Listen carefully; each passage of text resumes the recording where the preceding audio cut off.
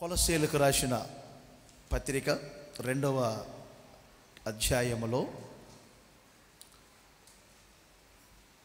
మీరు 2వ వచనాన్ని గమనించండి. క్రింద మాటలు, వారు ప్రేమయందు అతుకబడి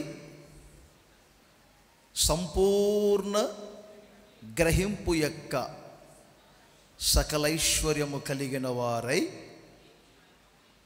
దేవుని మర్మమై ఉన్న క్రీస్తును స్పష్టముగా తెలుసుకున్న వారై తమ హృదయములలో ఆదరణ పొందవలెనని వారు అనేకుల కొరకు పోరాడుచున్నారు. ఇక్కడ సంపూర్ణ గ్రహింపు ఈ అంశం మీద కొద్దిగా మీతో మాట్లాడాలనుకున్నాను. గ్రహింపు అంటే తెలుసుకోవటం, అర్థం చేసుకోవటం. గ్రహింపును దేవుడు మనిషికే ఇచ్చారు. దీనికి అనుసంబంధమైనటువంటి వచనాలు ఉంటాయి. గ్రహించటం, పరీక్షించటం, పరిశోధించటం, వివేచించటం, వివేకం. ఇది మనిషికి దేవుడిచ్చిన ఒక భాగ్యం అని చెప్పాలి. కొందరు కొంత మట్టుకు మాత్రమే గ్రహిస్తారు, ఇంకో కొంతమంది అసలు గ్రహింపు లేని ప్రజలు, ఇంకో కొంతమంది సమస్తమును గ్రహిస్తారు. సమస్తమును గ్రహించువారు ఒక సంపూర్ణమైన గ్రహింపు గలవారు. మృగాల దగ్గరకు వస్తే జ్ఞానము, వివేకము, గ్రహింపు, ఆలోచనలు లేని జీవులవి. అందుకే యోధ రాస్తాడు తన పత్రికలో, వివేక శూన్యములకు మృగములు అంటాడు. వివేక శూన్యములకు మృగములు. భక్తి గల వారి విశ్వాసపు పట్టిని ఎబ్రీ పత్రిక 11వ అధ్యాయంలో వ్రాస్తే, ఇటు చూడండి, యూద తన పత్రికలోనేమో భక్తిహీనుల యొక్క జాబితా మొత్తం వ్రాసిపెట్టాడు.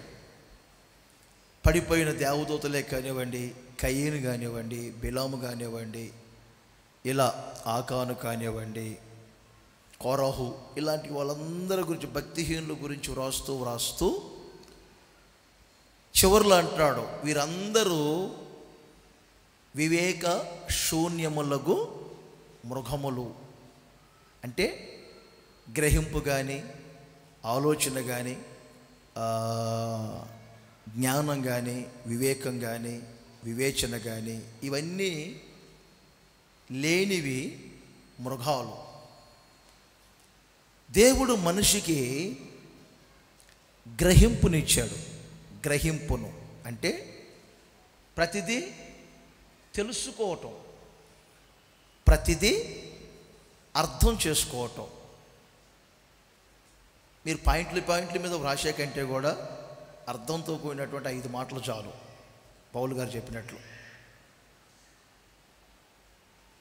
భావము లేని మాటలు 10,000 మాటలు వినే కంటే కూడా భావాలతో కూడినటువంటి 5 మాటలు చాలు అంటాడు. అర్థం చేసుకోవటం, తెలుసుకోవటం.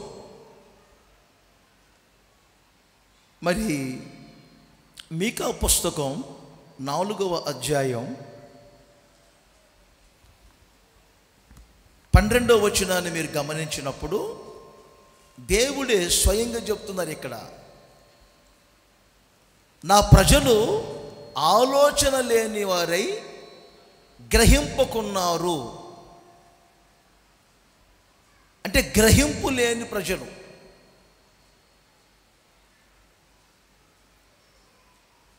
గ్రహింపు లేని ప్రజలు.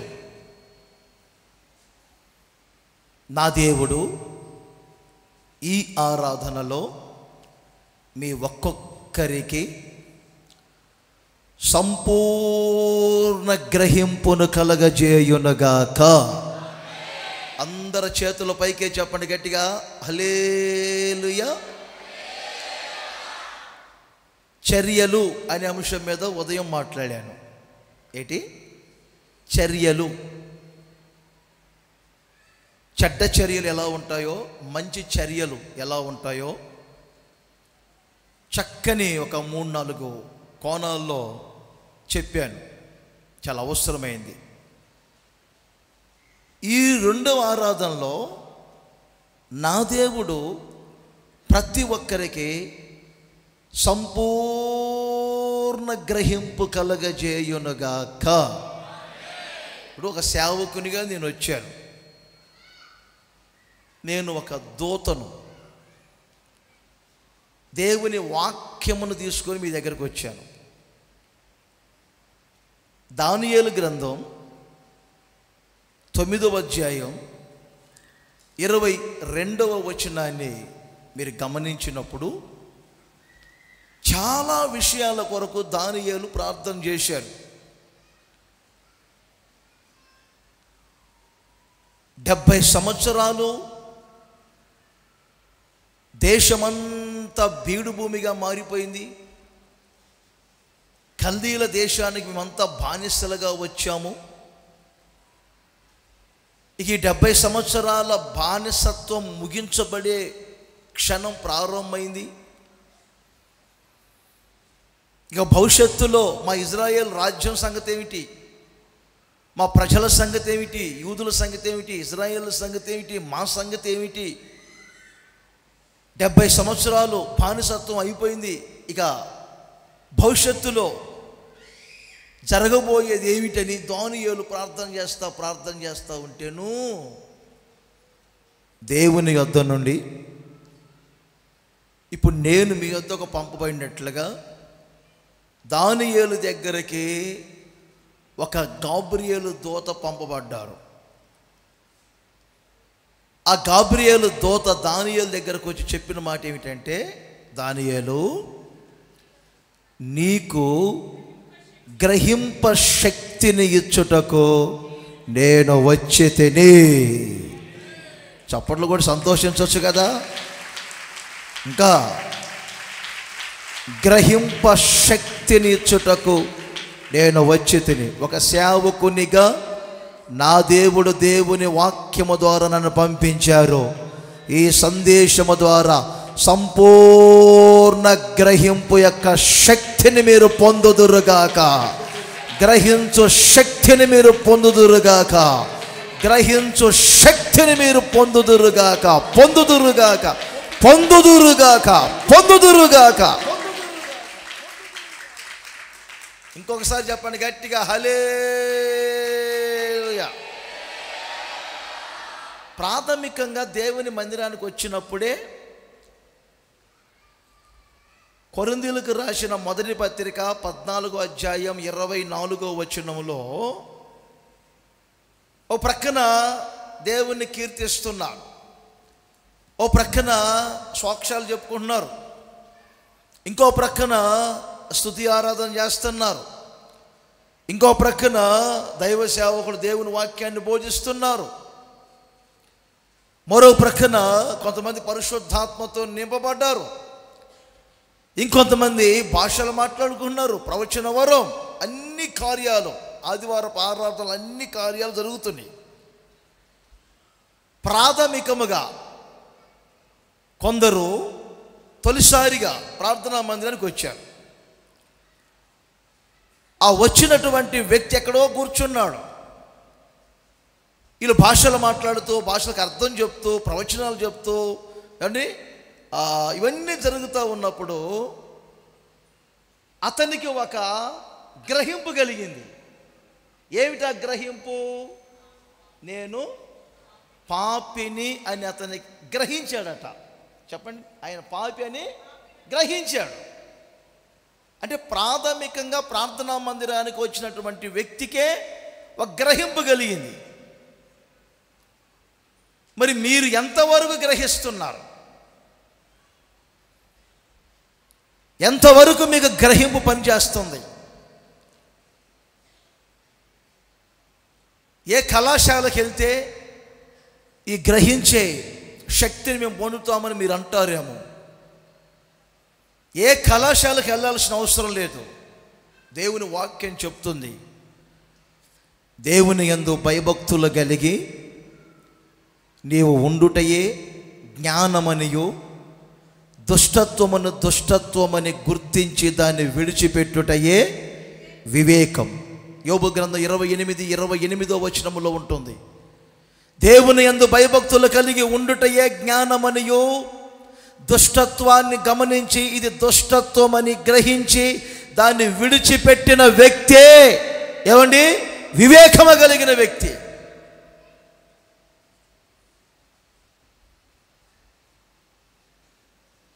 అందరికీ ఉన్నది, మనకు ఉండవలసింది ఏమిటంటే ఈ తప్పు అని గ్రహించి దాన్ని చేయకూడదు. ఇది మంచిది కాదు గ్రహించాలి, దాన్ని చేయకూడదు. అదే ఇక్కడ అంటారు చూడండి, దేవుని యందు భయభక్తులు కలిగి ఉండుటయే జ్ఞానమనియు, నెక్స్ట్ దుష్టత్వమును విడిచిపెట్టుటయే వివేకం. ఇంకా విడిచిపెట్టుటయే వివేకం. ఆ గ్రహింపు అనేది ఇందులో వస్తుంది. మన తెనాలి రామకృష్ణ లేడు,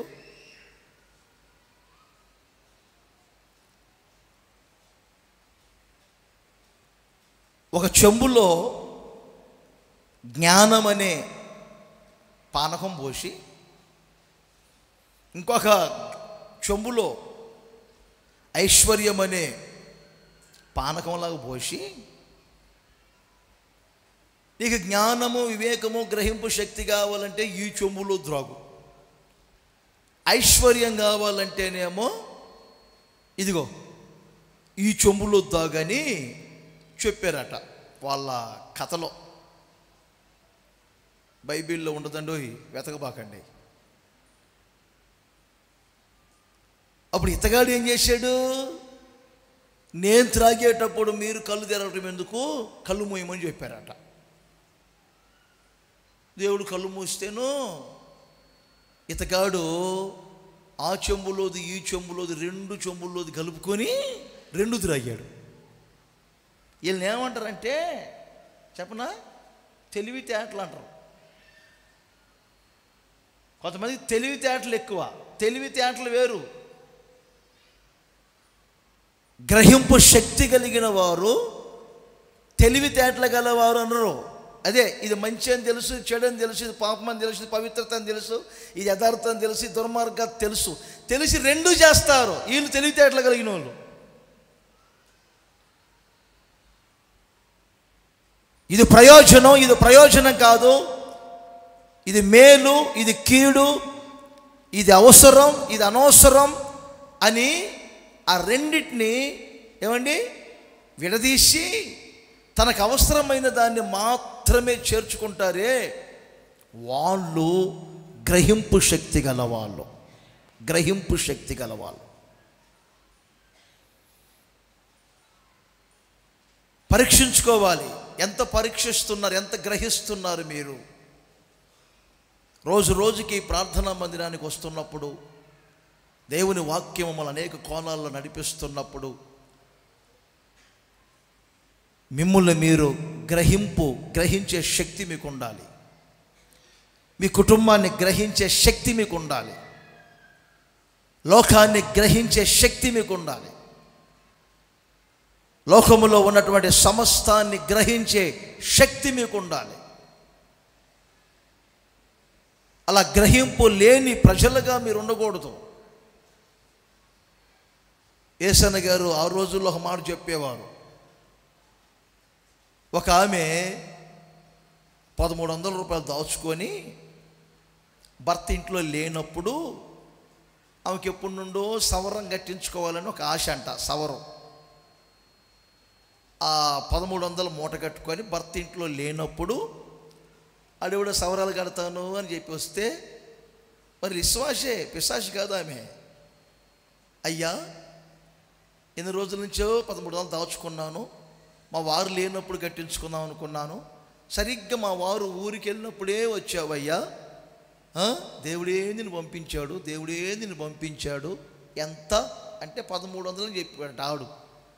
సరిగ్గా 1300 దాచుకున్నాను అయ్యా నేను కూడా.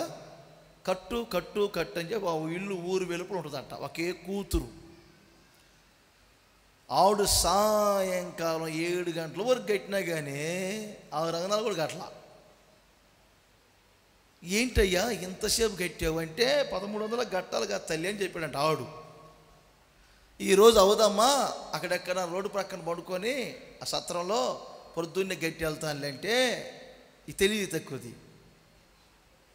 చూడయ్యా, మా ఆయన రేపు వస్తానన్నాడు, ఇది కూడా దేవుని చిత్తమేనయ్యా అని డేటా మొత్తం వాడికి ఇచ్చి శుభ్రంగా అంత అన్నం పెట్టి, ఏమండి ఎక్కడో పండుకోవడం ఎందుకులయ్యా, వరండాలో పండుకొని చెప్పి వరండాలో పండుకోబెట్టింది. ఆ మరుసటి రోజు ఏం జరిగిందో మీరు అడగకూడదు, నేను చెప్పకూడదు.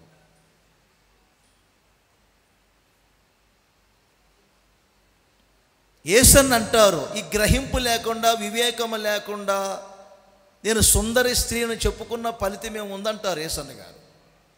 పంది ముక్కునున్న కమ్మీతో సమానం కదా అంటాడు. విశ్వసించండి. ఒక క్లుప్త సందేశమే మీకు చెప్తాను. నా దేవుడు ఈ సందేశము ద్వారా మీకు ఒక సంపూర్ణ గ్రహింపు కలగజేయునగాక. ఇంకొకసారి సంపూర్ణ గ్రహింపు కలగజేయునగాక. గ్రహింపు లేని ప్రజలుగా మీరు ఉండవద్దు. గ్రహింపు లేని ప్రజలుగా ఉండి కష్టార్జితాన్ని పాడు చేసుకున్నారు, ఆరోగ్యాన్ని పాడు చేసుకున్నారు, అసమాధానానికి గురయ్యారు, విలువైనటువంటి భవిష్యత్తును పాడు చేసుకున్నారు, విద్యారంగాన్ని పాడు చేసుకున్నారు. ఒకవేళ ఇప్పుడు ప్రస్తుతం నిజమే కొంచెం నేను గ్రహించినట్లయితే, కొంచెం నేను ముందు చూపుతో ఆలోచించినట్లయితే ఇలా అయ్యేది కాదు, ఇలా జరిగేది కాదని ఇప్పుడు కన్నీళ్ళ మధ్యలో కాలగతులు గడుపుతున్నారు. ఒక్కసారి మీరు ఆలోచన చేయండి. ఈ సందేశము ముగించేసరికి నా దేవుడు మీకు సంపూర్ణ గ్రహింపు శక్తిని దయచేయునగాక. సంపూర్ణమైనటువంటి గ్రహింపు శక్తిని మీకు ఇచ్చునగాక, ఇచ్చునగాక, ఇచ్చునగాక, ఇచ్చునగాక, ఇచ్చునగాక.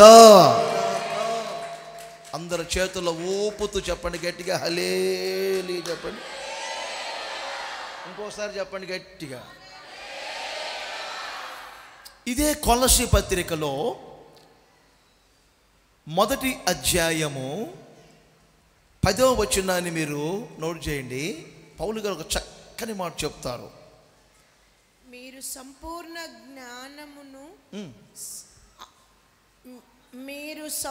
జ్ఞానమును ఆత్మ సంబంధమైన వివేకమును గలవారును ఆయన చిత్తమును పూర్ణముగా గ్రహించు. అది నోట్ చేయండి. సంపూర్ణముగా గ్రహించవలసింది ఏమిటంటే దేవుని చిత్తమును. మొదటిగా మీరు దేవుని చిత్తమును సంపూర్ణముగా గ్రహించాలి. అందరూ ఒక రెండు చేతులు పైకెత్తి ఎత్తండి, కొంచెం ఎత్తండి. ఒక 3 సార్లు అనండి, దేవుని చిత్తం, దేవుని చిత్తం, దేవుని చిత్తం అనండి గట్టిగా.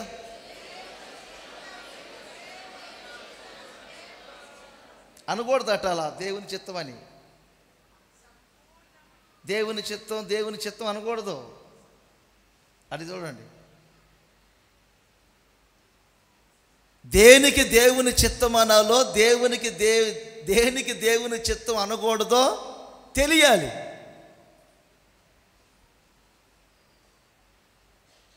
అలా కాకుండా ప్రతిదానికి దేవుని చిత్తం, దేవుని చిత్తం, దేవుని చిత్తం, దేవుని చిత్తం, దేవుని చిత్తం, దేవుని చిత్తం. పొద్దున్నే లేచి నిద్ర మీద ఆవులించుకుంటా, మొరటోళ్ళకి చెప్తాను వినండి, పల్లెల వాళ్ళకి, అఫీషియల్స్కి కాదు, అనుకుంటా ఆ నిద్ర మొహం మీద వచ్చి ఆ ఎడ్డి తిన్నంగా గుమ్మం తల కొట్టుకుంటుందో కూడా తెలియకుండా బయటకు వచ్చారు, పేడ మీద కౌలు పెట్టారు, మోర్ల పడ్డది, మూతి పళ్ళు ఇరిగినాయి. అప్పుడు ఫోన్ చేసి రాజన్న వాటలా రాపోయింది, ఇప్పుడు ఎత్తేసి లాజన్న అంట. ఏం లాజన్నమ్మా, ఏమైంది? పేడకాడి మీద కాలు పెట్టానో, బోర్ల పడ్డానో, పళ్ళు ఓడిపోయినాయి. అలా ఎందుకు జరిగిందమ్మా? ఏం చేసేదామన్నా, మన చేతిలో ఏముందన్నా, దేవుని చిత్తంగా. ఏది పళ్ళు కొట్టుకుంటే దేవుని చిత్తమా? ఇది చాలామంది తెలియదు. ప్రతిదానికి దేవుని చిత్తం. ఉద్యోగం పోగొట్టుకుంటారు, దేవుని చిత్తం. అప్పులు చేసుకుంటారు ఇంటి చుట్టూ, దేవుని చిత్తం. విడాకులు ఇచ్చుకుంటారు, దేవుని చిత్తం. పుట్టిన రోగాలు ఒంటికి తెచ్చుకుంటారు, దేవుని చిత్తం. అదే దేవుని చిత్తం. అసలు దేవుని చిత్తాన్ని సంపూర్ణంగా పరీక్షిస్తున్నారా? దేవుని చిత్తాన్ని సంపూర్ణంగా గ్రహిస్తున్నారా? మీకు గ్రహింపు శక్తి కావాలి. ఏం కావాలంటే, నా పట్ల దేవుని చిత్తము ఏమిటో అని పరీక్షించాలి. దేవుని చిత్తాన్ని ఒక్కొక్కరు పరీక్షించుకోవాలి. ఆ పరీక్షించే శక్తి మీరు పొందుకోవాలి.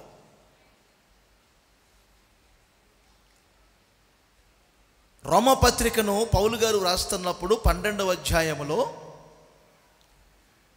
దేవుని చిత్తం అనలేదు ఆయన అంటారు, దేవుని చిత్తము ఏదో అది మీరు పరీక్షించుకొని తెలుసుకున్నట్లు మీ మనస్సు మారి రూపాంతరము చెందుదురుగాక. దేవుని చిత్తమును సంపూర్ణముగా తెలుసుకునే రూపాంతరపు మనస్సు నా దేవుడు మీకు ఇచ్చునుగాక. మీ మనస్సు ఒక రూపాంతరం చెందాలి. అలా చెందినప్పుడే మీరు దేవుని చిత్తాన్ని పరీక్షిస్తారు.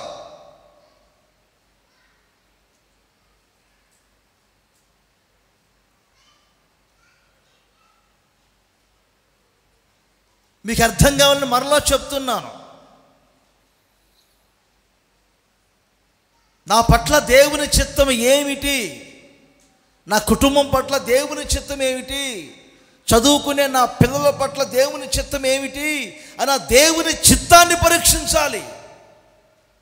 ఎవరో ఏదో చెప్పారు అని రక్త మాంసాలతో మీరు ఆలోచన చేయకూడదు. మనిషికి రక్త మాంసాలు కూడా కొన్ని విషయాలు బయలుపరుస్తాయి. రక్త మాంసములు బయలుపరిచే వాటి మీద మీరు ఆధారపడకూడదు. పరలోకపు తండ్రి ఆయన చిత్తాన్ని సంపూర్ణంగా మీకు తెలియజేసేది మీకు కావాలి. మత్తయి సువార్త 16వ అధ్యాయంలో ఇదే 16-17 వచనాలు మీరు గమనించండి. యేసు ప్రభు పేతురుతో ఈ మాట చెప్పారు. ఏమని? పేతురు, నీవు సజీవుడగు దేవుని కుమారుడైన క్రీస్తు అని చెప్పారు పేతురు. అందుకు యేసు, నీవు ధన్యుడవు, నీవు ధన్యుడవు, పరలోకమందున్న నా తండ్రి. మంచి మాటలు చూడండి. పరలోకమందున్న నా తండ్రి ఈ సంగతి నీకు బయలుపరిచినే గాని, ఈ సంగతులు నీకు బయలుపరిచినే గాని నరులు నీకు బయలుపరచలేదు. నరులు అనే దగ్గర కింద ఫుట్ నోట్లో ఉంటుంది చూడండి, రక్త మాంసములు. రక్త మాంసములు నీకు బయలుపరచలేదు. ఎవరు బయలుపరిచారు? పరలోకమందున్నటువంటి తండ్రి బయలుపరిచారు.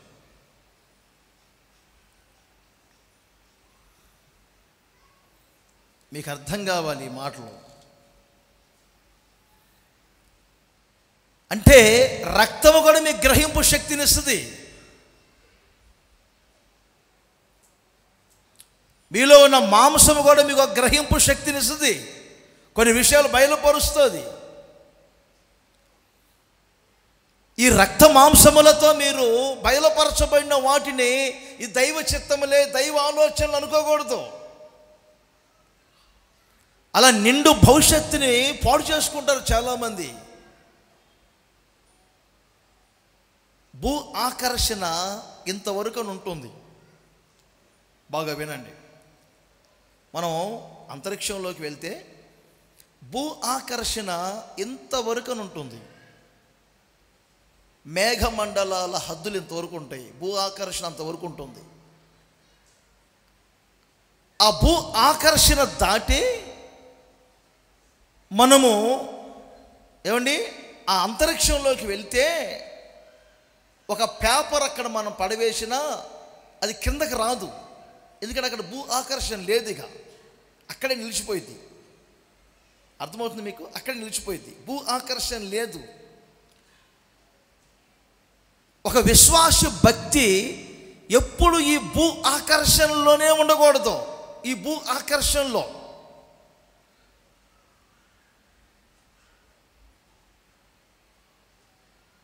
అమ్మాయి ఇంటర్ ఎగ్జామ్ రాసింది.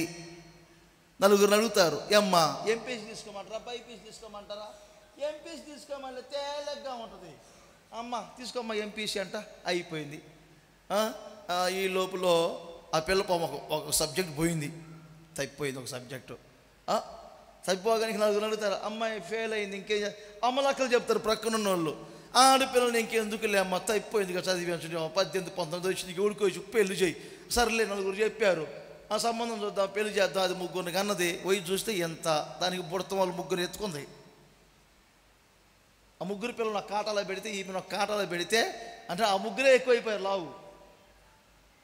అయిపోయింది ఆ దేవుని చిత్తం. ఇక అయిపోయింది దేవుని చిత్తం. ముగింపేనా? కొంచెం ఆలోచించొద్దా?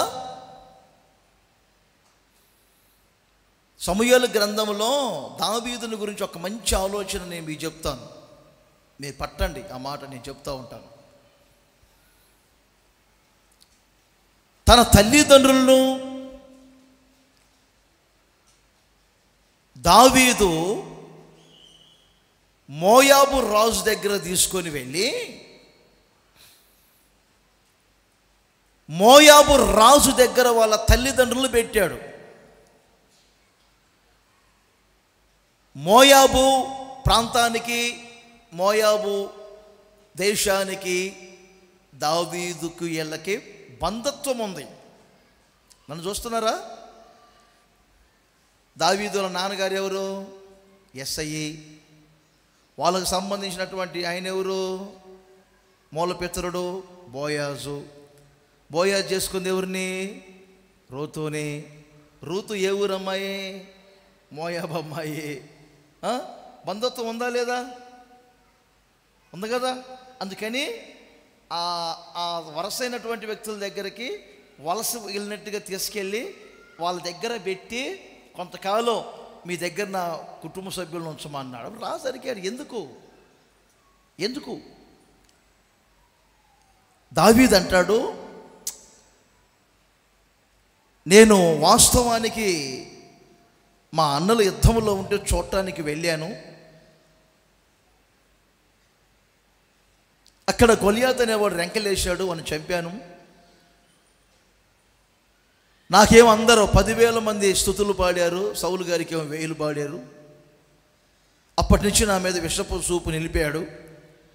అమ్మాయిని ఇచ్చాడు, పెళ్లి చేశాడు, మళ్ళీ చంపటానికి నన్ను చూస్తున్నాడు. ఏ గుహలోకి వెళ్ళినా అక్కడ సైనికులు పంపుతున్నాడు. ఎక్కడ నేను సేఫ్గా ఉండలేకపోతున్నాను.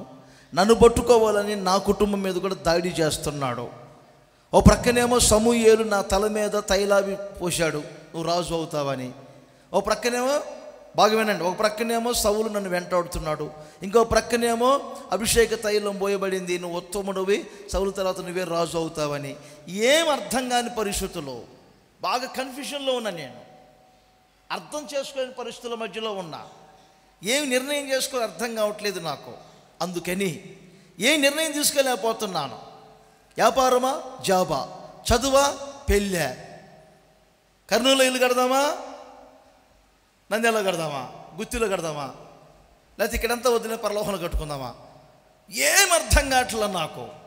అందుకని కొంతకాలం నా తల్లిదండ్రులు మీ దగ్గర పెడతాను. దేవుడు నాకు ఏమి చేయునది నేను తెలుసుకొను వరకు. ఎక్కడ ఇప్పుడా వెతికేదే? ఇందాక నుండి చెప్పా, మీరు చూస్తూ ఉండండి, నేను చెబుతూ వస్తానని చెప్పలేదంటారా మీకు? అందరూ వ్రాతల్లో ఉన్నారా? సమూయేలు మొదటి గ్రంథంలో ఉంటుంది 22. నేను ఈ మాట నోట్ చేయలేదని మనం చూస్తూ ఉండండి, నేను చెబుతూ ఉంటాను అన్నాను. మీరు వింటే కదా 3వ వాక్యం 22. దావీదు అక్కడి నుండి బయలుదేరి మోయాబులోని మిస్పేకు వచ్చి, ఓకే, దేవుడు నాకు ఏమి చేయునది నేను సరిగ్గా అది మరలా నొక్కి చదవాలా. నా తల్లిదండ్రులు వచ్చి నీ యొద్ద ఉండనివ్వమని మోయాబు రాజుతో మనవి చేసి అతని యొద్దకు వారిని తోడుకొని పోగా, దావీదు కొండలలో దాగి ఉన్న 3వ వచనమే మరలా. దావీదు అక్కడి నుండి బయలుదేరి, అందరు చూడండి, దావీదు అక్కడ నుండి బయలుదేరి మోయాబులోని మిస్పేకు వచ్చి దేవుడు నాకు ఏమి చేయునది నేను తెలుసుకుని వరకు. అందరు చెప్పండి, ఇప్పుడు ఇలా చేతుల పైకే చెప్పండి, దేవుడు నాకు చెప్పరే. అందరు చెప్పండి, దేవుడు నాకు ఏమి చేయనది అంటే అర్థం ఏంటి? ఇప్పుడు నా పట్ల దేవుని చిత్తం ఏమిటి? అది నా పట్ల దేవుని చిత్తం ఏమిటి చెప్పండి. నా పిల్లల పట్ల దేవుని చిత్తం ఏమిటి? నా కుమారుడు పట్ల నా దేవుని చిత్తం ఏమిటి? నా పట్ల దేవుని చిత్తం ఏమిటి? నాకు దేవుడు ఏం చేయబోతున్నారు? దానిని నేను తెలుసుకునే వరకు, గ్రహింపుకు మరొక అర్థమే తెలుసుకోవటం, అర్థం చేసుకోవటం. దేవుడు నన్ను పంపించిన ఉద్దేశం ఏమిటి? సమూయేలు నా మీద అభిషేక తైలం పోయటం ఏమిటి? రాబోయే రోజుల్లో దేవుడు నాకు ఏం చేయబోతున్నారు? నా కుటుంబాన్ని ఏం చేయబోతున్నారు? నా సంఘాన్ని ఏం చేయబోతున్నారు? నా పరిచర్యను ఏం చేయబోతున్నారు? నన్ను ఎలా నడిపించబోతున్నారు నా దేవుడు?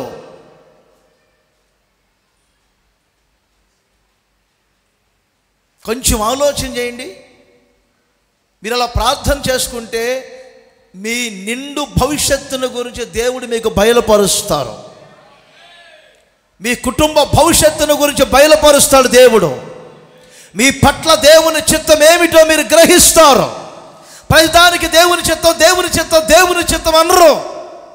దేవుని చిత్తం ఏదో అది పరీక్షించి తెలుసుకున్నట్లు మీకు ఒక రూపాంతరపు మనస్సును దేవుడు దయచేయునుగాక. దేవుడు దయచేయునుగాక.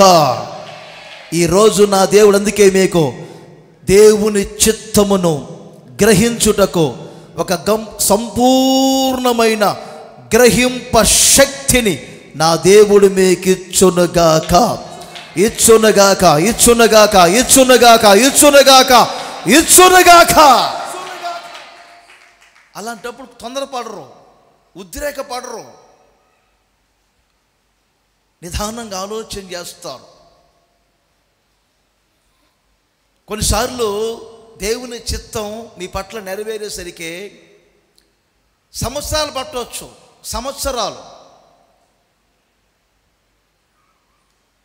సంవత్సరాలు పట్టవచ్చు. ఆయన ప్రణాళిక చేసింది, ఆయన చిత్తంలో ఉన్నది, ఆయన మనసులో ఉన్నది నీ పట్ల నెరవేర్చడానికి, నీ కుటుంబం పట్ల నెరవేర్చడానికి. నీకు కుమారుని ఇస్తానని అబ్రహాముకు చెప్పారు. 70 సంవత్సరాల వయసులో అబ్రహాం వస్తే ఏమని కుమారుని ఇచ్చేసరికి 25-30 సంవత్సరాల కాలం గడిచిపోయింది.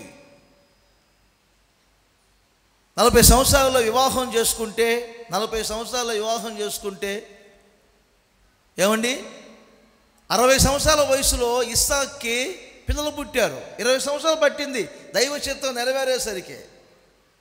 అబ్రహాం జీవితంలో చాలా సంవత్సరాలు పట్టింది.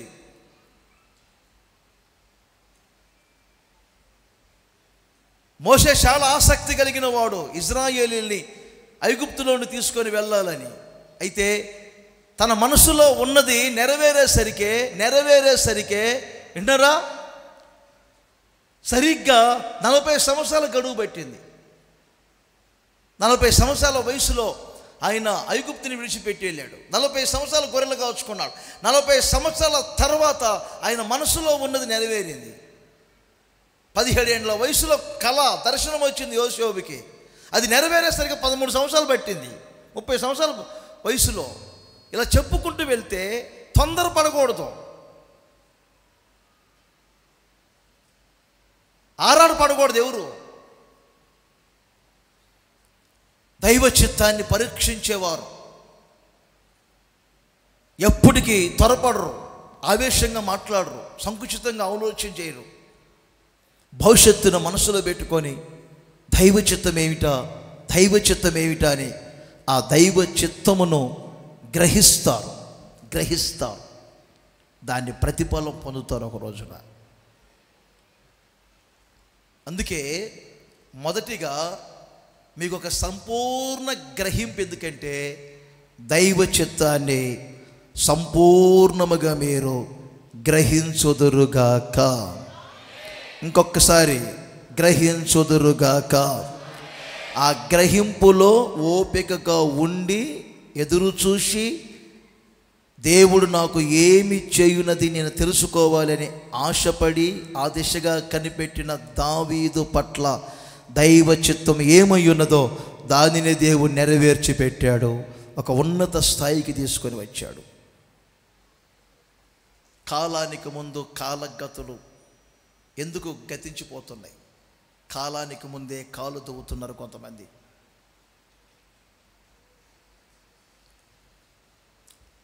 లూకా సువార్త కొద్దిగానే చెప్తాను.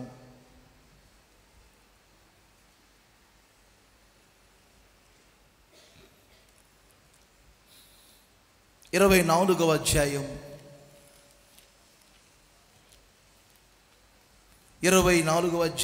45వ వచనం. అప్పుడు వారు లేఖనములు గ్రహించినట్లుగా ఆయన వారి మనస్సును తెరిచి. రెండవది, వాక్యమును మీరు సంపూర్ణముగా గ్రహించాలి.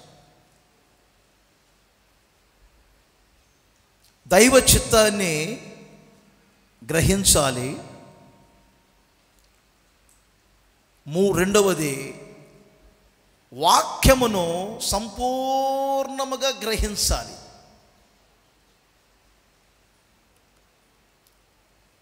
ఆశీర్వాదాలన్నీ ఎక్కడ ఇమిడి ఉంటాయంటే వాక్యమును సంపూర్ణముగా గ్రహించు దానిలో ఉంటాయి. మరొకసారి చెప్తున్నా ఇదే మాట. వాక్యమును సంపూర్ణముగా ఎవరైతే గ్రహిస్తారో ఆ గ్రహింపులోనే ఏమండి సకల విధములైనటువంటి ఆశీర్వాదాలన్నీ ఇమిడి ఉంటాయి. అయితే మీకు దేవునికి మధ్యలో ఒక సేవకుని దేవుడు పెడతాడు. అనుభవం కలిగిన దైవజనుడు కావచ్చు, అనుభవం లేని దైవజనుడు కావచ్చు, లేక చిన్నవాడు కావచ్చు, పెద్దవారు కావచ్చు. ఒక దైవ సేవకుని ఎందుకు దేవుడు తనకు సంఘానికి మధ్యలో ఉంచుతారంటే, మీ అంతటా మీరు చదువుకుంటే కొంత మట్టుకు మీకు లేఖనాలు అర్థమవుతాయి, కొంత మట్టుకు. అయితే ఒక సంపూర్ణముగా దేవుని వాక్యమును మీరు గ్రహించాలంటే మీకు దేవునికి మధ్యలో దైవ సేవకుడు ఉంటాడు. ఆ దైవ సేవకునికి సంపూర్ణ వాక్య గ్రహింపు ఉంటుంది. నేను ఒక చిన్న విషయం మీకు చెప్పనా? అపోస్తుల కార్యములు 8వ అధ్యాయం అలా చెప్తే మీకు తేలిగ్గా అర్థమవుతుంది. 31వ వచనాన్ని గమనించండి. ఆ మంత్రి యెరూషలేములో ఆరాధన చేసుకోవడానికి వచ్చాడు.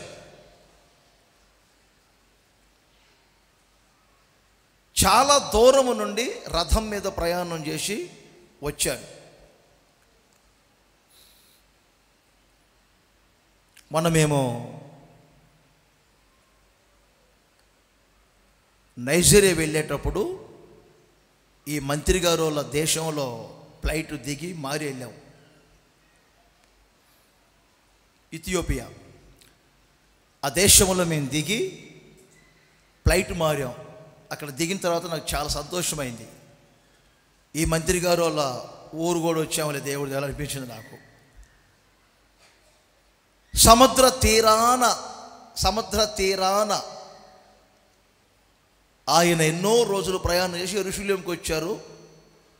ఒక మంచి మంత్రి, ఒక రాణి క్రింద ధనాగారం అంతటి మీద ఆయన ఉన్నటువంటి మంత్రి. ఇది చూడండి, ఆరాధన చేసుకున్నాడు, తిరిగి మరలా రథం మీద వెళ్తున్నాడు. ఇప్పుడు మీరు ఆరాధన చేసుకున్నారు, తిరిగి వెళ్తున్నప్పుడు మీ పనుల్లో మీరు ఉంటారు. స్వామి కార్యాలు స్వకార్యాలు అన్నీ జరుగుతాయి మీకు. ఎలాగైనా కర్నూలు వచ్చాం, పల్లెకి వెళ్ళేటప్పుడు ఏదో వాడు కొంచెం కొనుక్కొని వెళ్దాం అనే వాళ్ళు కూడా ఉంటారు.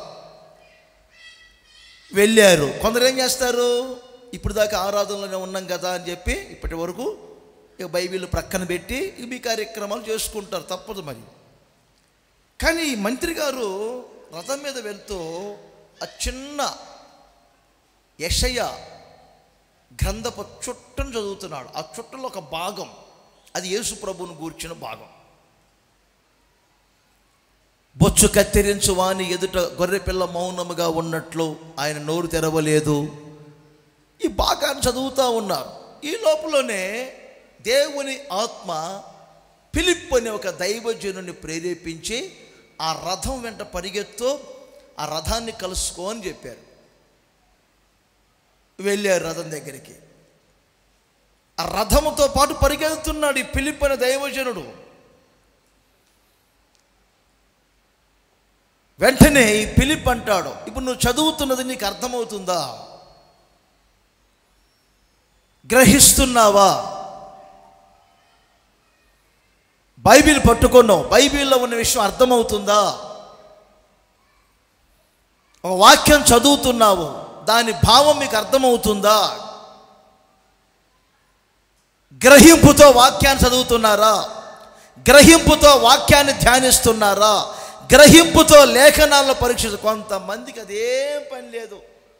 ఏమంటే ఆదికాండం దగ్గర మొదలు పెడతారు,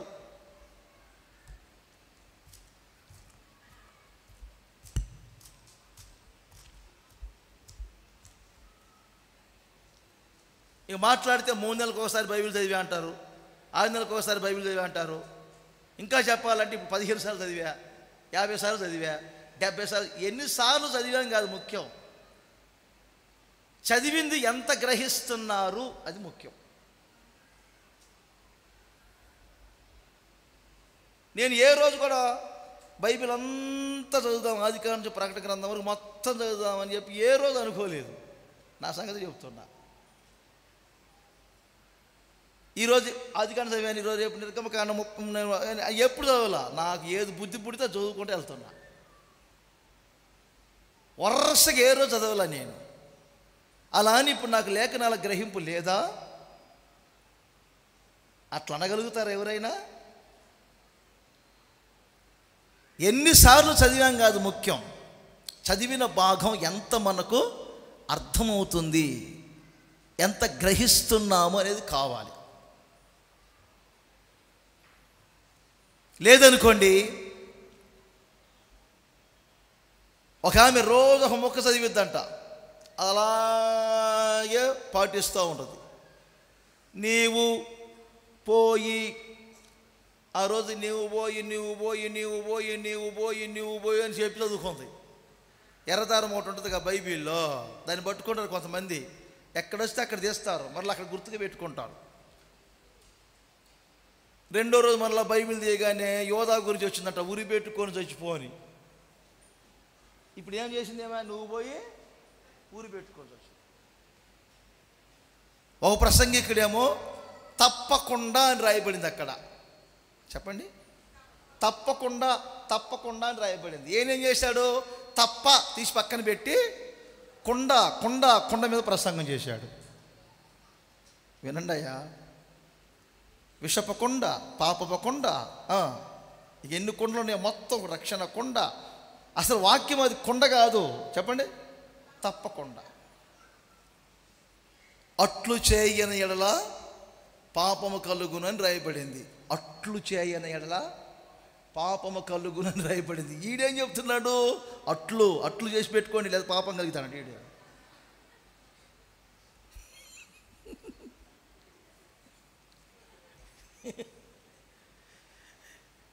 ఏం గ్రహింపు ఉంది? ఆ మంత్రి ఒక మంచి మాట చెప్తారు. లేఖనములలో ఎవరైనా సరే త్రోవ చూపకుంటే ఎలాగూ గ్రహింపగలడు. అది ఎలాగూ గ్రహింపగలడు. వాక్యములో త్రోవ చూపకపోతే ఎలా గ్రహింపగలడు? అందుకే దైవ సేవకుడు దానియేలు ప్రార్థన చేస్తున్నప్పుడు దేవదూత వచ్చి గ్రహింప శక్తినిచ్చినట్లుగా ఈ చోట నిలబడినటువంటి దైవ సేవకులు ఏదైతే మాట్లాడుతుంటారో లేఖనాల గ్రహింపు శక్తిని నా దేవుడు మీకు ఇచ్చునుగాక. అందరు చేతులు ఊపుతూ చెప్పండి గట్టిగా, హల్లెలూయా. వాక్యమున గ్రహించుదురుగాక. గ్రహించువారు చదువువాడు గ్రహించునుగాక. ఇంకోసారి, చదువువారు గ్రహించుదురుగాక. ఎక్కడ? మత్తయి సువార్త 24వ అధ్యాయం 15వ వచనం. 24:15వ వచనం. ప్రవక్త అయిన దానియేలు నాశనకరమైన హేయ వస్తువు పరిశుద్ధ స్థలమందు నిలుచుట మీరు చూడగానే, అది చెప్పండి, అందరు చెప్పండి ఆమేనన్న గట్టిగా. ఇలా నా టైపులో ఇలా చేతులు పైకి ఎత్తి అందరూ, చదువువారు గ్రహించుదురుగాక. ఆమేనండి ఇప్పుడు గట్టిగా. చదువువారు గ్రహించుదురుగాక, వినువారు గ్రహించుదురుగాక. వాక్య గ్రహింపు మీకు కలుగునుగాక.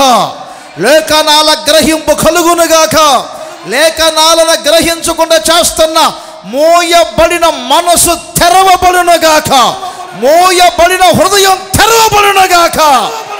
మోయబడిన కన్నులు తెరవబడునుగాక. యేసు నామములో లేఖనములను మీరు గ్రహించుదురుగాక.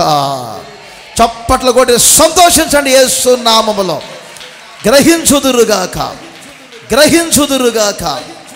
సంపూర్ణమైన గ్రహింపు మీకు కలుగునుగాక.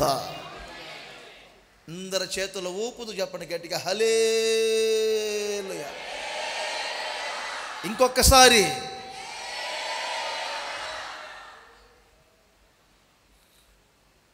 మార్కు సువార్త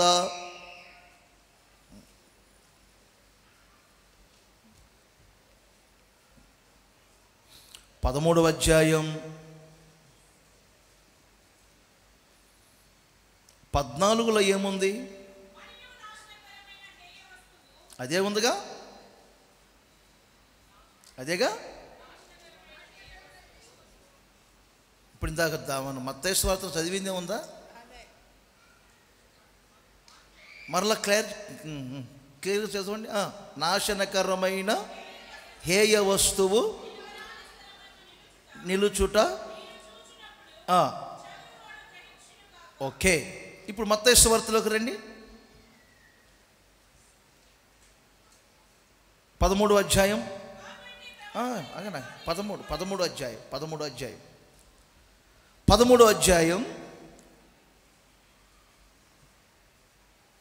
19వ వచనం. ఎవడైనాను రాజ్యమును గూర్చిన వాక్యము వినియు గ్రహింపకయుండగా. ఇప్పుడు చూడండి, వాక్యాన్ని వింటారు.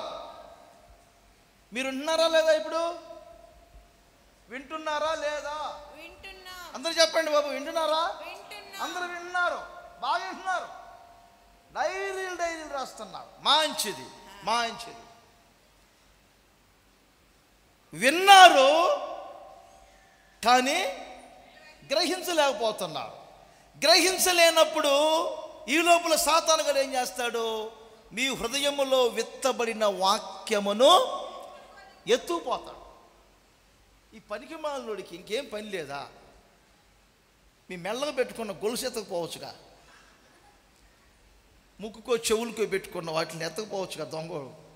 వాక్యం ఎందుకు ఈ దరిద్రుడికి?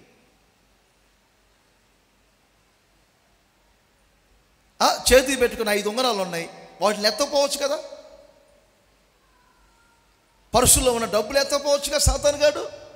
వాడికి తెలుసు అవి పోతే మరలా వెంటనే మీరు కొనుక్కుంటారని. ఒక మనిషికి సంపూర్ణమైన ఆశీర్వాదాలు దేనిలో ఉన్నాయో అనే సంగతి తెలిసి ఆ వాక్యమును మీ హృదయములోని ఎత్తుకుపోతాడు. కొంతమంది చూడండి, పిల్లలు చెప్తూ ఉంటారు, చదివి ఆ పిల్లకి ఏం అర్థం కాక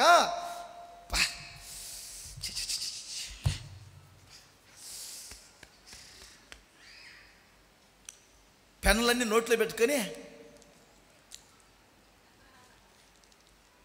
ఎగ్జామ్ పేపరు దగ్గర పెట్టుకొని పెన్నులన్నీ దగ్గర పెట్టుకొని నోట్లో పెట్టుకుందంట.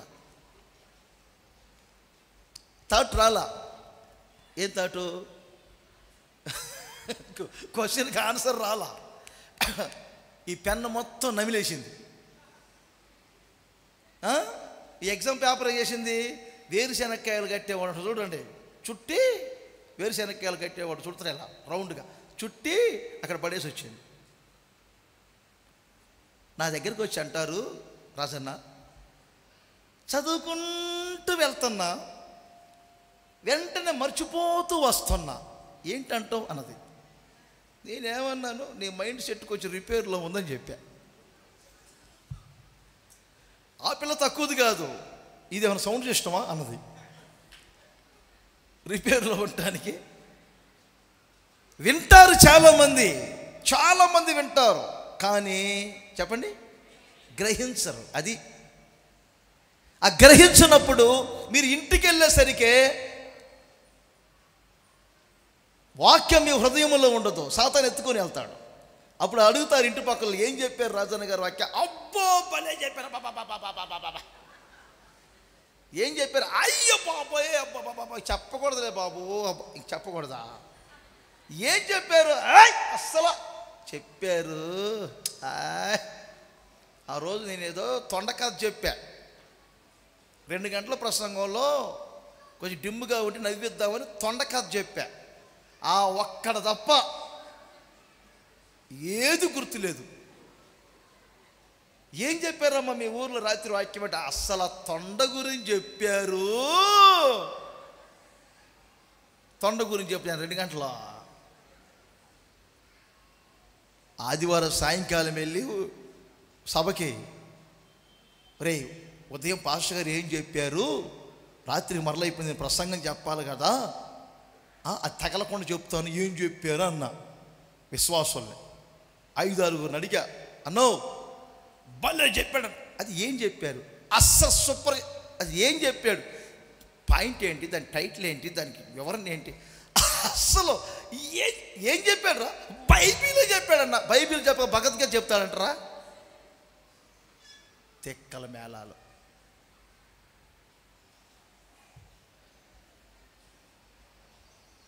ఈ పిల్ల సండే స్కూల్ పిల్లని మొన్న సండే స్కూల్ పిల్లని ప్రైజ్ ఇద్దామని, అబ్రాహాముకి భార్యలు ఎంతమంది అన్న, పిల్లలు ఎంతమంది అన్న. అబ్రాహాముకి పిల్లలు ఎంతమంది అంటే చిన్న సండే స్కూల్ పిల్ల అంటది, అబ్రాహాము పెళ్ళి ఎప్పుడైందన్నా?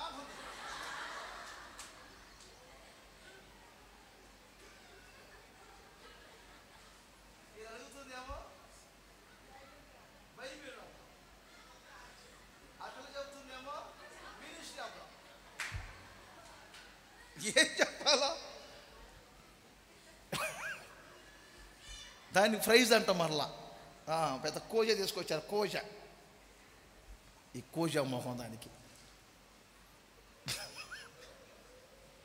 రూతు గంధం అంటే తీతు తీస్తుంది, తీతు అంటే రూతు తీస్తుంది. బైబిల్లో మాత్రం ఏది చెప్పలేదు. సెల్ ఫోన్లో మాత్రం యాప్ల మీద యాప్లు చెప్తుంది. ఏ యాప్ కావాలంటే ఆ యాప్ నిమిషాల్లో. ఈ థాట్ ఎక్కువ, బైబిల్లో థాట్ లేదు.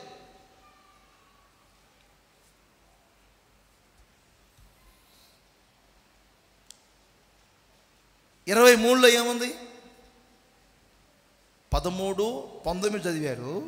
23లో చూడండి వాక్యాన్ని ఎలా గ్రహించాలనుందో. మంచి నేలను విత్తబడిన వారు వాక్యమునట గ్రహించి విని గ్రహించి అతడు సఫలుడై నూరంతలుగా ఫలించునుగాక. అందరి చేతుల పైకే చెప్పండి గట్టిగా హల్లెలూయా. దేవుని వాక్యమును విని గ్రహించువాడు సమృద్ధిగా ఫలించుదురుగాక, సమృద్ధిగా ఫలించుదురుగాక, ఫలించుదురుగాక, ఫలించుదురుగాక. చాలా విషయాలు ఉన్నాయి, అన్నీ నేను వివరించట్లేదు. క్లుప్త సందేశమే, జనరల్ టాపిక్ మీదే మాట్లాడుతున్నాను. అర్థమైందా? ఒకటి, ఎప్పుడు మనము దైవ చిత్తమును సంపూర్ణముగా గ్రహించాలి. 2, దేవుని వాక్యమును మనం ఎప్పుడు సంపూర్ణముగా గ్రహించాలి.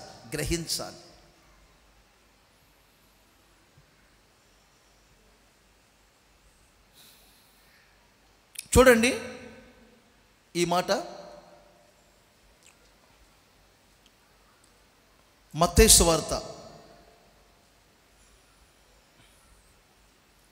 15వ అధ్యాయం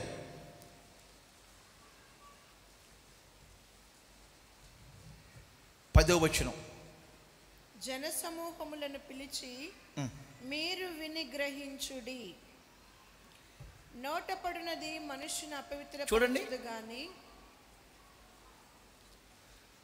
హలో యేసుప్రభు అంటారు, మీరు విని గ్రహించుడి. మీరు విని గ్రహించండి. మీరు విని గ్రహించండి. నేను చెప్పేది కొంచెం విని గ్రహించండి. ఏమిటి? తర్వాత అక్కడే నోట పడినది అపవిత్రపరచును. కంగారు. నోట పడినది మనుష్యుని అపవిత్రపరచదు గాని నోట నుండి వచ్చినదే మనుష్యుని అపవిత్రపరచునని వారితో చెప్పాను.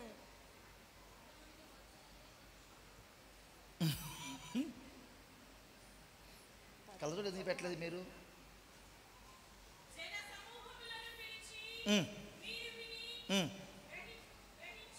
అక్కడే తేడా వస్తుందండి అందరికీ. స్పీడ్ బ్రేకర్ పడుతుంది ఏంటి అక్కడే. మీరు విని గ్రహించుడి.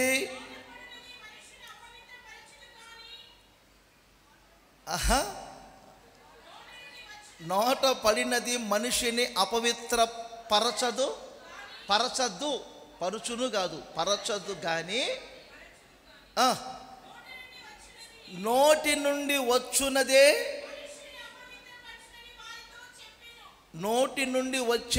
మనిషిని అపవిత్ర పరచును. 18 నోటి నుండి బయటకు వచ్చున్నది హృదయములో నుండి వచ్చును. ఇవే మనుషుని అపవిత్రపరచునని మీరు గ్రహింపరా? ఇప్పుడు నోట్ చేయండి. నోట్లో నుంచి ఏమొస్తుంది? మాటలు. ఇప్పుడు చెప్పండి మీరు, నోట్లో నుంచి ఏమొస్తుంది? అంత బంగారం వస్తుందా? ఏమ్మా అంత బంగారం, రోజు అంత బంగారం వస్తుందా? నోట నుండి వచ్చినవి ఏమిటి? మాటలు. అంటే దీని అర్థం ఏంటి తెలుసా? 10వ వచనంలో మీరు విని గ్రహించండి. ఏం గ్రహించాలి? మీరు వినండి, గ్రహించండి. ఏం గ్రహించాలి? నోట నుండి వచ్చు మాటలు మనిషిని అపవిత్ర పరుస్తాయని మాటలను గ్రహించండి. ఏం మాట్లాడుతున్నారో ఏం మాట్లాడకూడదో మీ మాటలను పరీక్షించుకోవాలి, గ్రహించాలి.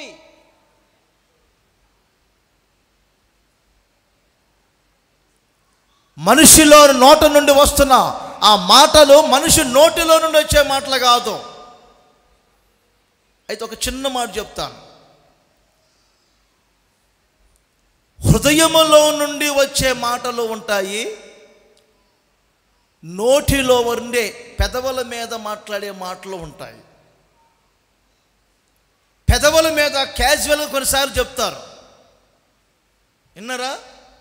పెదవుల మీద ఆ ఫ్లోలో వస్తుంటే ఒక్కోసారి ఫ్లోలో, వాస్తవానికి వాక్యం చదువుకుంటున్నాను రూమ్లో, నేను వాక్యం చదువుకుంటున్నాను, బయటకు వచ్చారు, ఎవరో వచ్చారు. ఆ ఫ్లోలో అదే కొంచెం లేట్ అయింది, కొంచెం ప్రేయర్లో ఉన్నా అన్నాను. అది హృదయంలో నుండి వచ్చింది కాదు. ఎక్కడ తడబడింది? అది పెదవుల మీద తడబడింది. ఆ పెదవుల మీద తడబడిన మాట పరిమాణం వేరుగా ఉంటుంది, హృదయంలో నుండి వచ్చే మాట వేరుగా ఉంటుంది.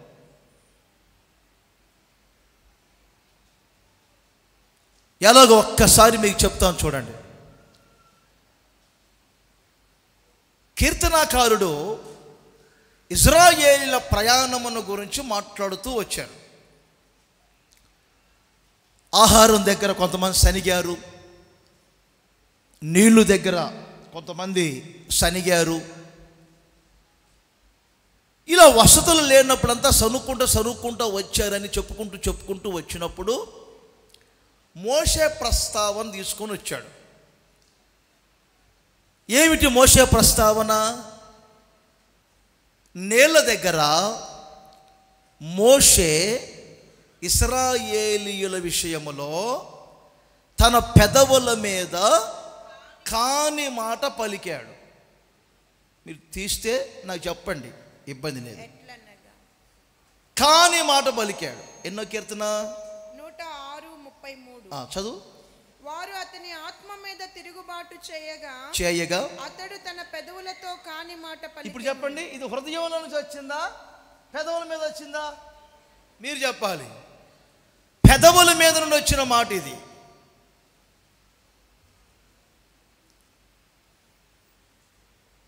ఏమా ఎక్కడికి వెళ్ళావు? షాప్కి. అదేనండి కొంచెం ఉల్లిపాయలు ఉల్లిపాయలు కాదు కొనదు అక్కడ, ఉల్లిపాయలు వేరు, ఎల్లిపాయలు. అదేనండి కృతజ్ఞత కోటానికి వెళ్ళానన్న. అది కృతజ్ఞత కోటం కాదు, ఆదరణ కోటం. అది ఎక్కడి నుంచి వచ్చింది? పెదవుల మీద వచ్చే మాటలు వేరుగా ఉంటాయి. ఫ్లోలో ఒకసారి పెదవుల మీద మాట్లాడే మాటలు ఉంటాయి, అవి అబద్ధాలు అనటానికి కూడా అవకాశాలు ఉండవు. బాగా గమనించండి. ఈ పెదవులతో మాట్లాడినటువంటి మాటలకు ప్రాయశ్చిత్తం ఉంది. యెషయా ప్రవచన గ్రంథంలో 6వ అధ్యాయములో ఏమండి, నేను అపవిత్రమైన పెదవుల గలవాడను, అపవిత్రమైనటువంటి పెదవుల మధ్యలో నేను ఉన్నాను అని చెప్పి ఎప్పుడైతే యెషయా చెప్తా ఉన్నారో, ఒక దేవదూత బలిపీఠం మీద ఉన్నటువంటి నిప్పును తీసుకొని వచ్చి ఆయన పెదవులకు తగిలించి, ఇదిగో ఇప్పుడు ఈ నిప్పు నీ పెదవులకు తగిలిన గనుక ఇప్పుడు నీ పెదవులు పవిత్రపరచబడినవి. పెదవులతో పలికే మాటలు ఉంటాయి. ఇప్పుడు చెప్పండి, హృదయములో నుండి పలికే మాటలు ఉంటాయి. ఆ హృదయములో నుండి పలికే మాటలే మనిషిని అపవిత్రపరుస్తాయి. గ్రహించాలి. ప్రతి మాట వెనక ఒక అర్థం ఉండాలి. అర్థం పర్థం లేకుండా మాట్లాడకూడదు దేవుని బిడ్డలు. చాలామంది నోరు బారేసుకుంటారు. నోరు పెద్ద నోరులు ఉంటాయి కొంతమందికి. రేపటి రోజున మీరు మాట్లాడే మాటలన్నీ గాలిలో కలిసిపోతాయి అనుకోవద్దు. ఇదే మత్తయి సువార్త 12వ అధ్యాయములో 34-35 వచనములో సజ్జనుల గురించి దుర్జనుల గురించి వాక్యం చెప్తుంది. సజ్జనుడు తన మంచి ధన నిధిలో నుండి సద్విషయాలు తెస్తాడు. ఆ మంచి ధన నిధే హృదయం. దుర్జనుడు తన చెడ్డ ధన నిధిలో నుండి దుర్విషయములను తెచ్చును. ఒక మనిషిని నోటి మాటను బట్టియే నిత్య జీవములోనికి వెళ్తారు. ఒక వ్యక్తి యొక్క నోటి మాటలను బట్టియే నిత్యాగ్నికి వెళ్తారు. మీరు మాట్లాడిన మాటలే మీ మీద రేపు సాక్ష్యముగా నిలబడతాయి. నన్ను చూడాలి బాగా. నోరు బారేసుకోబాకండి దయచేసి. దేవుని బిడ్డలో నోటిని కాచుకోవాలి, నోటికి చిక్కం పెట్టుకోవాలి, నోటి కళ్ళెం పెట్టుకోవాలంటాడు. కళ్ళెం పెట్టుకోకుండా ఏదంటే అది మాట్లాడే వాళ్ళు ఏమండి రేపటి రోజున అపవిత్రులు అయిపోతారు.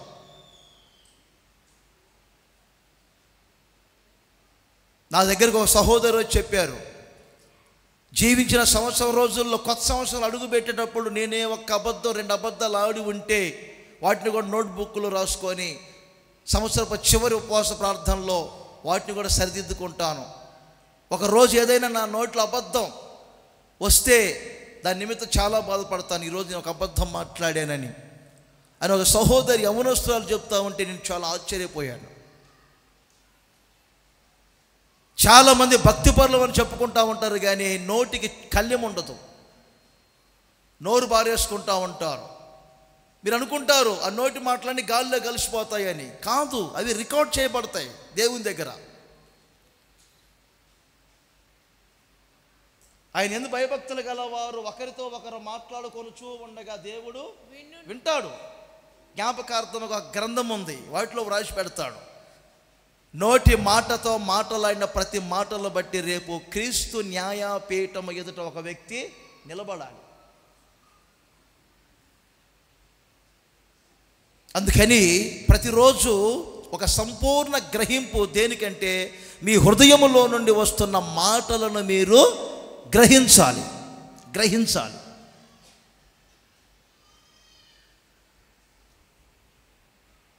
గ్రహించి మాట్లాడండి. మాట్లాడి గ్రహించబాకండి. మాట్లాడిన తర్వాత మళ్ళీ ఎలా మాట్లాడేనే అనుభవబాకండి. గ్రహింపుతో మాట్లాడండి. వినటానికి ఒక వ్యక్తి ఏమండి త్వరపడాలి, మాట్లాడటానికి ఒక వ్యక్తి నిదానించాలి.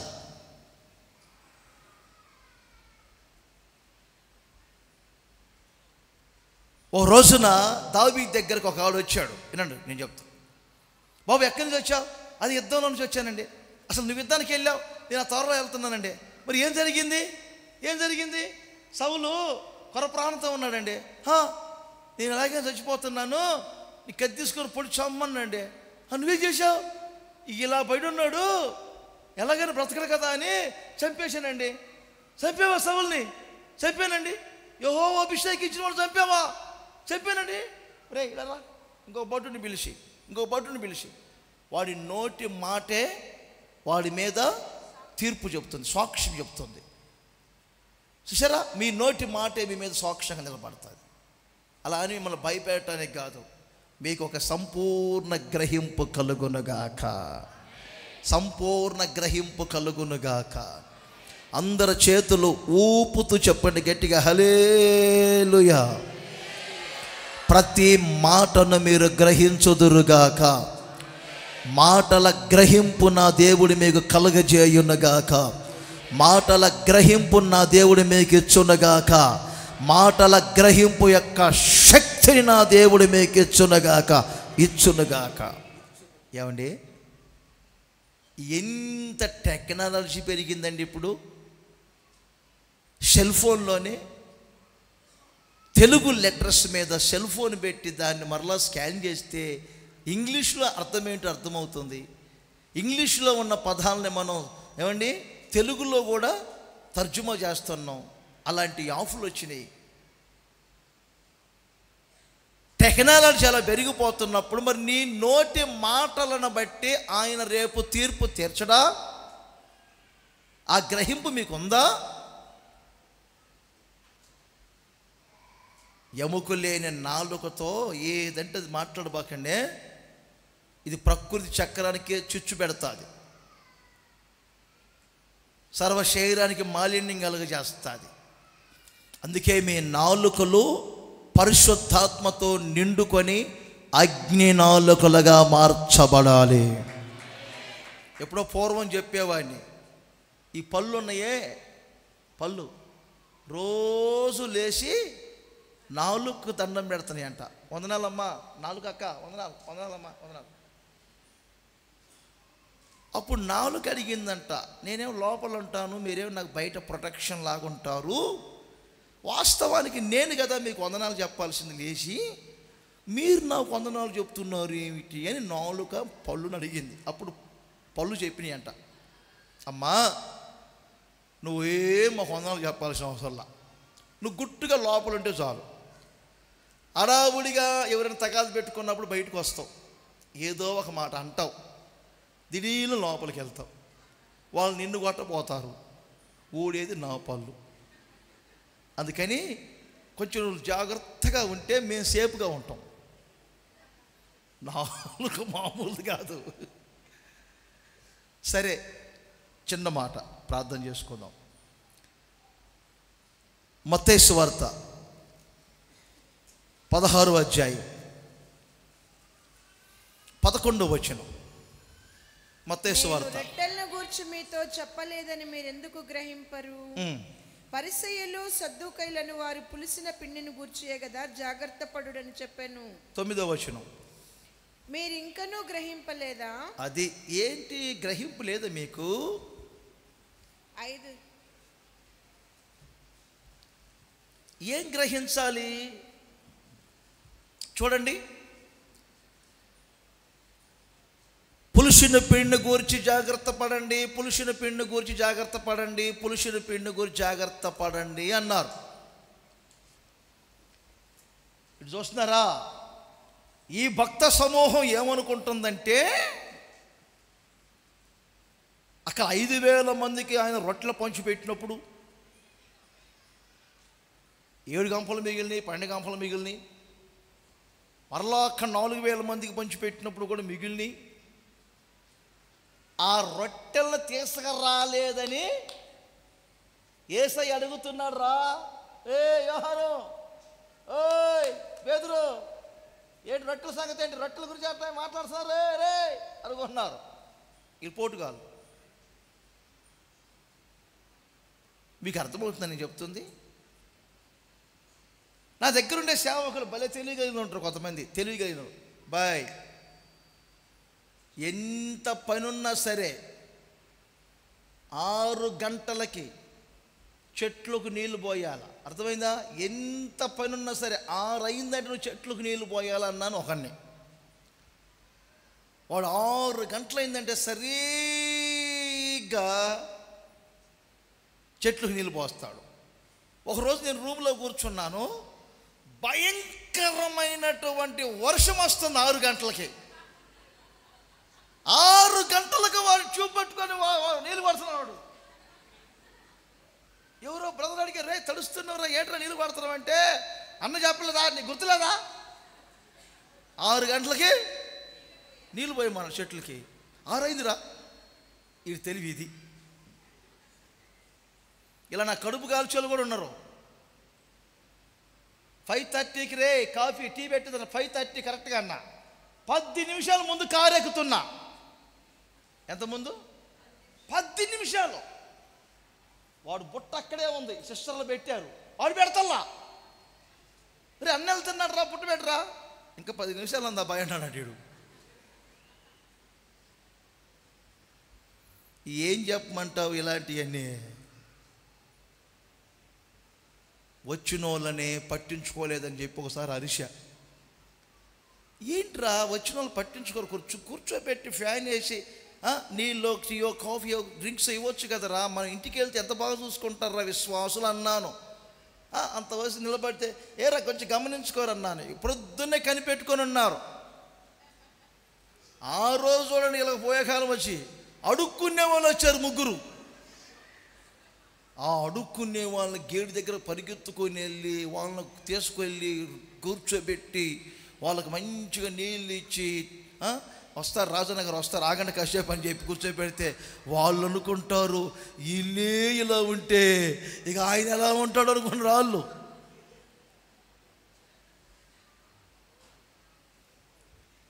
రొట్టెల గురించి జాగ్రత్త. రొట్టెల గురించి అంటే వీళ్ళు ఏమనుకుంటున్నారు? పేతురు ఇప్పుడు ఏం చెబుతావు చెప్పు, యోహాను నువ్వేం చెబుతావు? సార్ మీకు గ్రహింపు లేదా? గ్రహించరా మీరు? గ్రహింపు లేని జనమా మీరు? ఎంతకాలం గ్రహించరు? ఇంకెంతకాలం? వయసు మీద పడుతున్నా కానీ గ్రహింపు ఉండదా?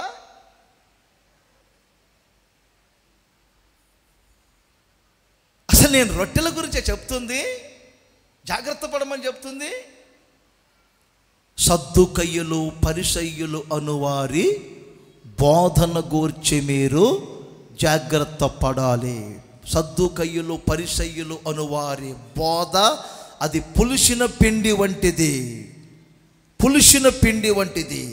ఆ పులిసిన పిండి, ఆ బోధ మీలో పడిందా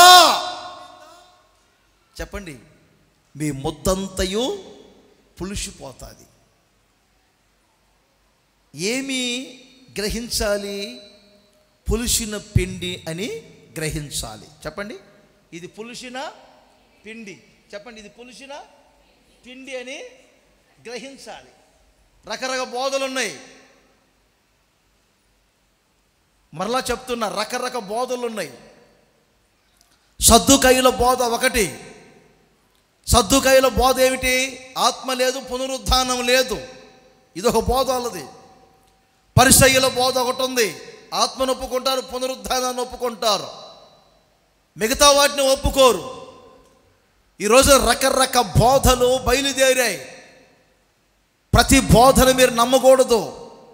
యూదా వ్రాస్తాడు, యూదా పత్రికలో ఒకే అధ్యాయం ఉంటుంది, 3వ వచనములో, పరిశుద్ధులకు ఒక్కసారే అప్పగింపబడిన బోధ నిమిత్తం మీరు పోరాడవలెనని మీకు తెలియదా? పరిశుద్ధులకు అప్పగింపబడిన బోధ నిమిత్తం మీరు పోరాడాలి. హోసన్నా మినిస్ట్రీస్కి దేవుడిచ్చిన ఉపదేశ క్రమం ఏదో మీరు గ్రహించాలి, బోధ ఏదో మీరు గ్రహించాలి. ఇది పులిసిన పిండి కాదు, ఇది ఒక క్రొత్త ముద్ద, క్రొత్త ముద్ద, క్రొత్త ముద్ద. ఈ క్రొత్త ముద్దలో పులిసిన పిండిలాగా నానా విధములైన బోధలు కలిపితే, నానా విధములైన ఉపదేశాలు కలిపితే, నానా విధములైనటువంటి బోధల చేత మీరు త్రిప్పబడితే మీ ముద్దంతా కూడా పులిసిపోయింది. శ్రేష్టమైన ఉపదేశాలు మీకు బోధించేవన్నీ పులిసిపోతాయి. అందుకే పౌలు గారు అంటారు, నానా విధములైన అన్య బోధల చేత మీరు త్రిప్పబడొద్దు. మినిస్ట్రీస్ ద్వారా ఒక ఉపదేశం చెప్పబడుతుంది, ఒక పునాది మీకు వేయబడుతుంది. ఆ క్రొత్త ముద్దలో కొరింథీయులకు రాసిన మొదటి పత్రిక 5వ అధ్యాయములో దీనికి అనుసంబంధమైనటువంటి మాటలు మాట్లాడతాడు. 5వ అధ్యాయంలో మాట్లాడతాడు, మీరు పులిపిండి లేని వారు గనుక క్రొత్త ముద్ద అగుటకై ఆ పాతదైన పులిసిన పిండిని తీసి పారవేయండి. ఇంతే కదా, క్రీస్తు అను మన పస్కా పశువు వధించబడెను గనుక పాతదైన ఆ పులిసిన పిండి అను దుర్మార్గాలతోనైనను దుష్టత్వమునైనను కాక నిష్కాపట్యమును సత్యమునను పులియని రొట్టెలతో మీరు క్రీస్తును ఆరాధించుదురుగాక. మొదటి వచనం మీలో జారత్వము ఉన్నదని అందుకని ఆ స్వభావం ఉందే. ఆఖరి మాట దానిని మీలో నుండి వాడిని మీలో ఉండి తీసి పారవేయండి. ఆఖరి మాట 5లో ఆఖరి మాట, మీలో నుండి వెలివేయుడి. ఎవరిని? చూసారా, విధి విరుద్ధంగా ప్రవర్తిస్తున్నారే వాళ్ళను. మీ చేతుల్లో బల్లారాధన పెడతారే, బల్లారాధన అర్థమైందా? వాళ్ళు పరిశుద్ధులై ఉండాలి. మీకు ద్రాక్షారసం ఇస్తుంటారే, వాళ్ళు పరిశుద్ధులై ఉండాలి. చెత్త పనులను చేసి, అర్థమైందా, పులుసుని పిండిలాగా జీవితాలను పాడు చేసుకొని అపవిత్రపరుచుకొని అలాంటి వాళ్ళు బల్లారాధన ఇస్తే వాళ్ళకి ఆశీర్వాదం కాదండి, మీకేం కాదు, అది వాళ్ళకి ఆశీర్వాదం కాదు. ఎందుకంటే మీకు తెలియదు కాబట్టి, మీరు పరిశుద్ధంగా పంచి పెడుతున్నప్పుడు తీసుకున్నారు కాబట్టి.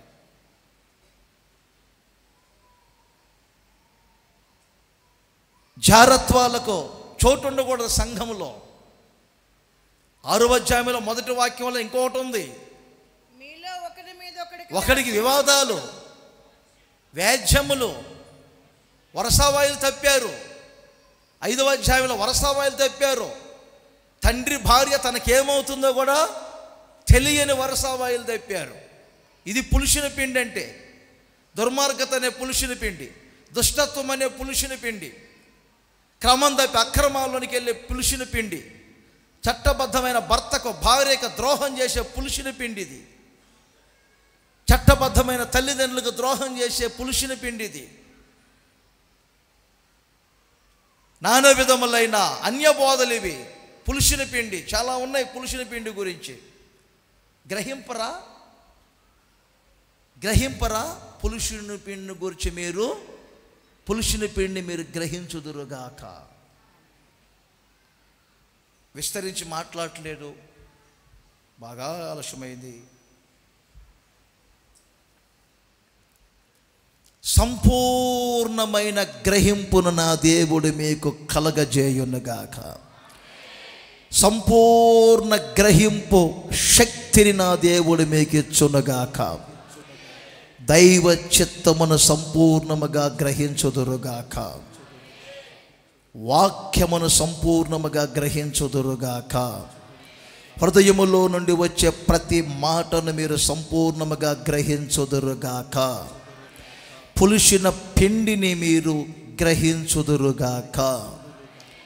మీరందరూ సంపూర్ణ గ్రహింపు శక్తి కలిగి సంఘములో, సమాజములో, సేవా పరిచర్యలలో మెదలుదురుగాక. ఈ మాటల యొక్క ఆశీర్వాదాన్ని, ఆత్మీయతను నా దేవుడు మీకు సమృద్ధిగా కలగజేయునుగాక. లేచి నిలవబడండి. మీ కొరకు ఒక చిన్న ప్రార్థన చేయబడుతుంది. ఉదయకాల సమయములో చర్యల గురించి మాట్లాడాం.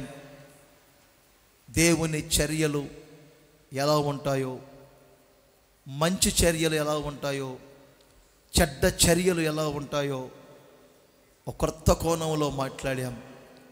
ఈ సమయంలో ఒక సంపూర్ణ గ్రహింపు శక్తి నా దేవుడు మీకు ఇవ్వాలనే ఈ వర్తమానాన్ని మీ ముందు పెట్టారు. విన్నారు, హృదయములో చేర్చుకొనండి. ఈ మాటల యొక్క అర్థాలు, భావాలు తెలుసుకోండి. ఆ ప్రకారముగా నడుచుకోండి. వాక్యమునకు మిమ్ముల్ని మీరు అప్పగించుకొని అందరు 2 చేతుల పైకెత్తి, ప్రభువా నాకు గ్రహింపు శక్తి నీవు నాయనా అని అడగండి అందరూ.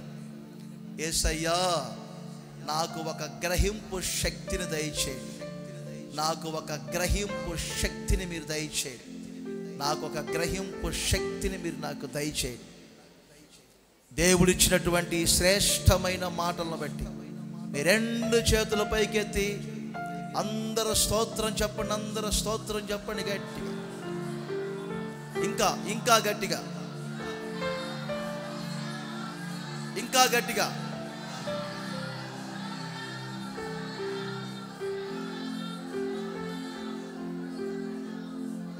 దైవ చిత్తాన్ని సంపూర్ణముగా గ్రహించున్నట్లు, వాక్యమును సంపూర్ణముగా గ్రహించున్నట్లు, హృదయములో నుండి వస్తున్న మాటలను సంపూర్ణముగా గ్రహించున్నట్లు, పులుషిన పిండి అనే నానా విధములైన బోధలను సంపూర్ణముగా గ్రహించున్నట్లు, ఆ గ్రహింపు శక్తిని ప్రతి ఒక్కరికి దేవుడు అనుగ్రహించినట్లుగా మరొక్కసారి చేతుల పైకెత్తి చేతుల్లో ఊపుతూ చెప్పుకోండి, స్తోత్రం స్తోత్రం.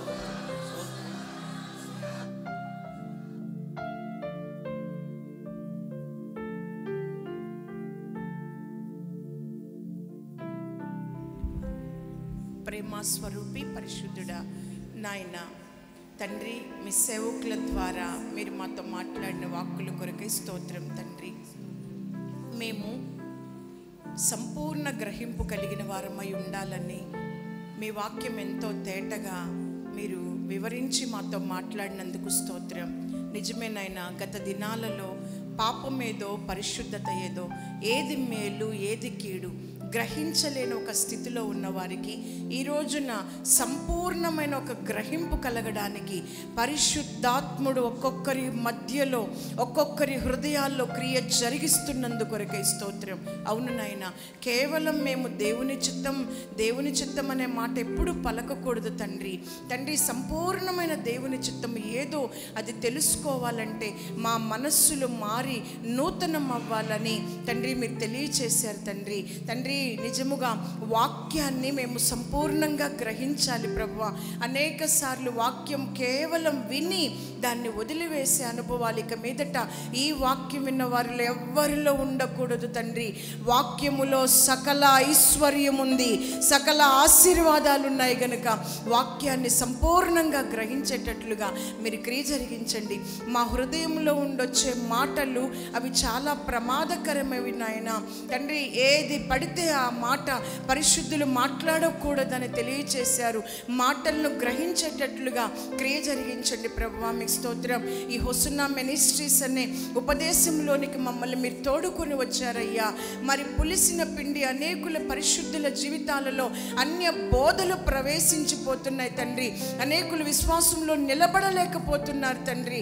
దయచేసి పులిసిన పిండిని నాయన, అన్య బోధలను అన్య ఉపదేశాలని ఈరోజే తీసి పారవేసేటట్లుగా ఈ మాటలను విన్న విశ్వాసులలో ఒక్కొక్కరిలో మీరు క్రియ చేయండి ప్రభువా. మీరు క్రియ చేయండి దేవా. మీ వాక్యం ఒక్కొక్కరి హృదయాలలో నూరంతలుగా ఫలించునుగాక. ఈరోజు మేము విశ్వసిస్తున్నాం తండ్రి. ఇది మొదలుకొని మా దేవుడు మాకు సంపూర్ణంగా గ్రహించే శక్తిని మీరు మాకు అనుగ్రహించి ఉన్నారు. మా ప్రభు వలన మేము పొంది ఉన్నామని విశ్వాసముతోనే మేము నమ్మి మిమ్మల్ని స్తుతించుచున్నాం తండ్రి. ఈరోజు మేము పొందుకొని ఉన్నాం తండ్రి. మీకు స్తోత్రం నాయన. గత దినాలలో జరిగిన కొన్ని పొరపాట్లన్నిటినీ కూడా వాక్యం వింటున్నప్పుడు నాలో ఈ లోపం ఉంది, నాలో ఈ పొరపాటు జరిగిందని గ్రహించిన ప్రతి బిడ్డ కూడా మీ యొద్ద క్షమాపణ పొందుకొని తండ్రి నిశ్చయముగా సంపూర్ణ గ్రహింపులోనికి నడిపించబడేటట్లుగా అందులో ఉన్న ఒక్కొక్క ఆశీర్వాదం పొందుకునేటట్లుగా మీరు క్రియ జరిగించండి. వాక్యమై ఉన్న దేవా, మీ సన్నిధిలో ఉండి దూరము నుండి కూడా ఈ మాటలు వింటున్న ఒక్కొక్కరిలో వారి వ్యక్తిగత జీవితాల్లో కుటుంబాల్లో ఈ వాక్యం నెరవేరును గాక. ప్రభా, అన్న కొరకు మరొకసారి ప్రార్థిస్తున్నాం. వారికి ఆరోగ్యం ఇవ్వండి తండ్రి. మీ కృపచేత నిండుగా నింపి బలపరిచి మీరు వచ్చేంత వరకు ఘనంగా వాడుకునండి. ఈ పునరుత్థాన ఆరాధన ఆద్యంతం ఆశీర్వాదకరంగా జరిగించినందుకొరకై స్తోత్రం స్తోత్రం స్తోత్రం. మీ రహస్య రాకడ కొరకు మమ్మల్ని అందరినీ సిద్ధపరచమని యేసుక్రీస్తు నామములో అడిగి వేడుకొంచున్నాం తండ్రి.